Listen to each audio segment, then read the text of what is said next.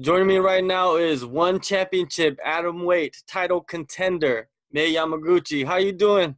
Hi, I'm doing great. The first thing I want to talk about is recently I saw you on the commentary team for Quintet. How Oh was yeah, that experience? yeah, it was great. I was kind of nervous, but I was nervous like if there was like some submission that I don't know, like really crazy submissions, but it went okay and it really exciting. Did you learn a lot while you were commentating and watching these submission grappling matches? Yeah, I did, and I was worried if it's kind of very new thing. They never had like those kind of unique rules, so I was wondering how it's gonna go, but actually it went like great. It was so exciting, and I was able to learn like really cool stuff, so it was good. Maybe some things that you could add to your arsenal of submissions, right? Yes, of course. Back when you were a teenager in Hmm. Japan, you went to a school full of world-class athletes. Could Yeah. you kind of talk about the environment when you're in that school? Yeah, actually, it was like a sports science course, and there was so many athletes who aimed for like, for example, um, like the gymnastic team. There were a lot of Olympic athletes and like judo, swimmers. They were um, like most of the kids. They were training like every day, like so. For me, I was in softball team, and we were pretty good. Like, we were like top team in Tokyo. That means like pretty good level. If you see in the whole national, we were pretty good. But like comparing to great team in Tokyo to like kids who's aiming for Olympics, Mhm. it was like I couldn't say big things, because they're like gymnastic girls. Their body was, Dragon Ball Son Goku, Yes. you know. Yeah. It was my first experience, like seeing that in reality. Mhm. They were so like so packed, and so like we were serious, but they were like super serious. So I learned a lot, like how serious they are, and I I learned the most thing I learned was that the the serious level, it's um they were so serious that I couldn't talk about sports in front of them. They were that serious. So like my serious and their serious is like so different. So well but they were kind of enjoying it. So I learned them watching those kind of how they do their sports and enjoy their life. So that's really good. When you experienced that kind of level of, athletes at such a young age, and then when you became a professional athlete yourself later on in life, did you take anything from your high school days and kind of apply it to your MMA? Yeah, it's like my base. I learned so much thing in my school day life, and how I act every day. Um, yeah, it's always the thing I learned from my school life. So it's like everything in me. You also went to school in America, Hmm. and so you have that unique aspect of the culture of Japan, but you also know the culture of the Western countries. Now, when you see like the MMA training Hmm. and compare it, what kind of differences do you see in these countries? I think like a lot of Japanese, they're really good at doing small techniques. They're really good at it.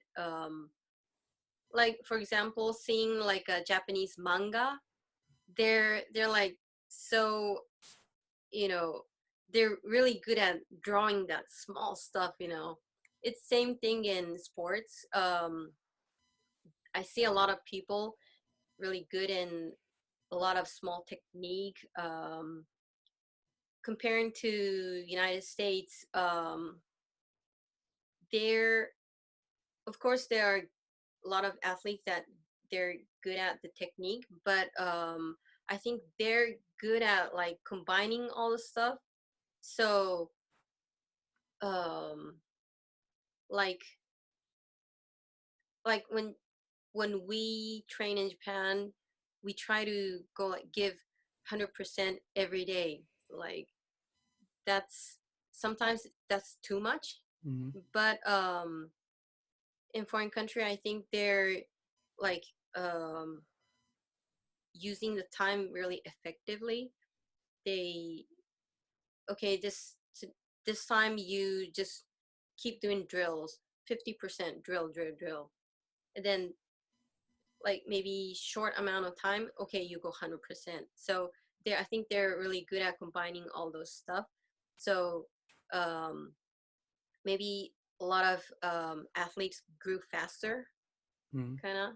Maybe that's from like sports science point of view, but I think that's the difference.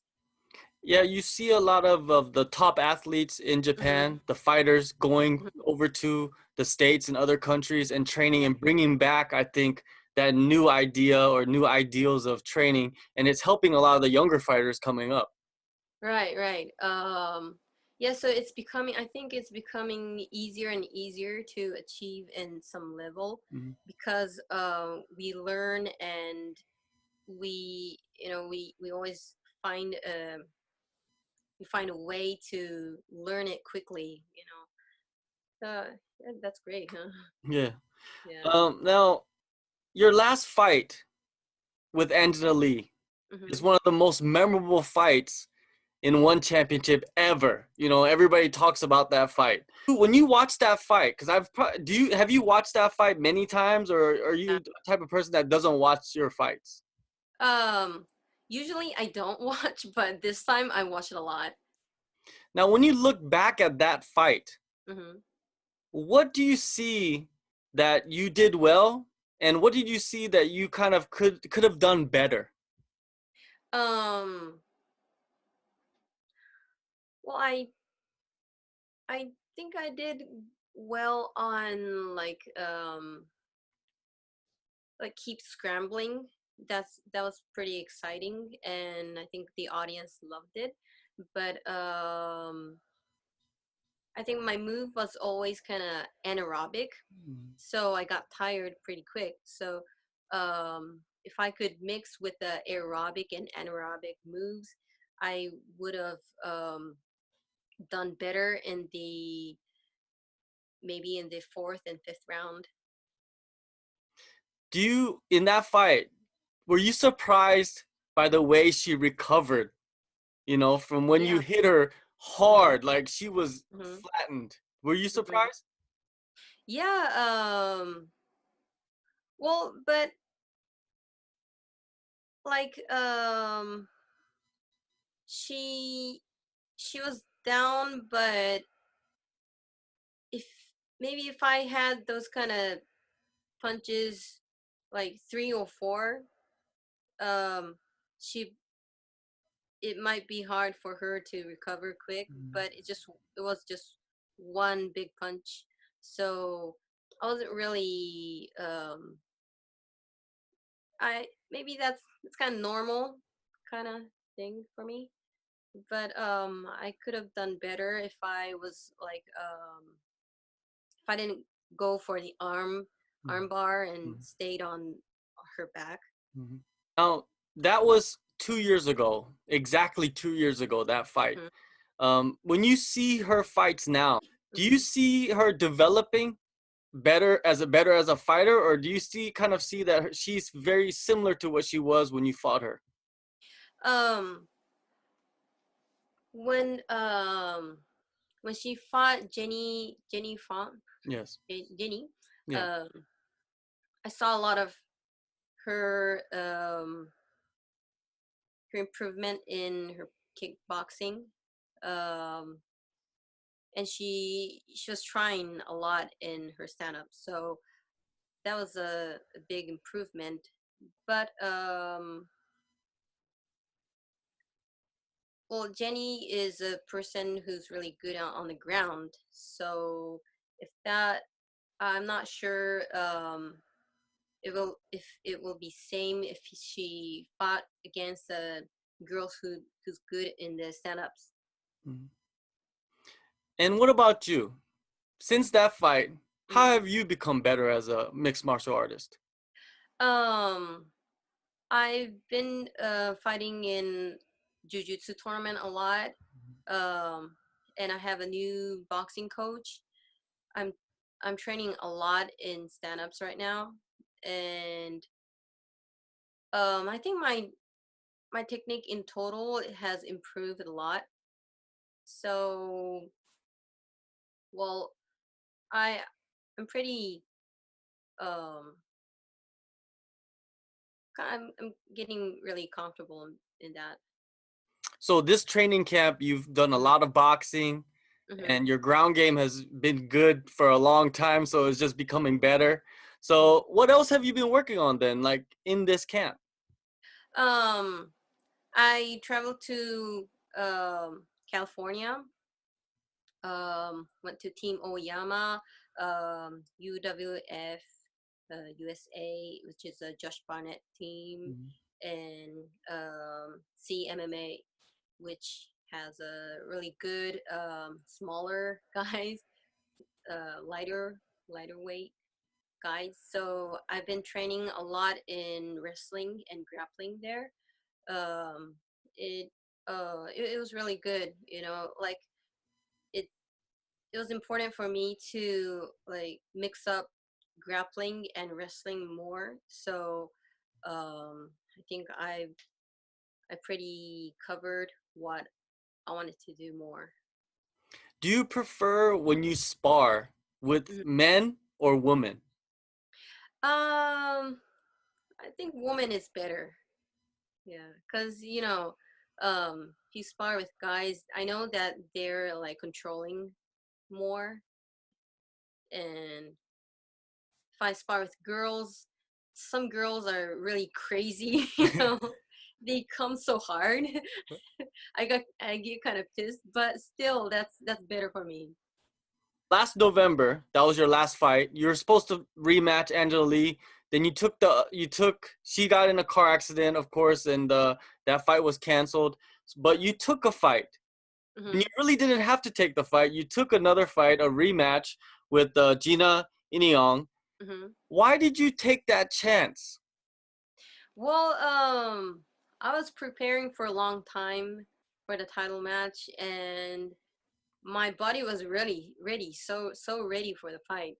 So I just didn't want to, do nothing and wait for another fight.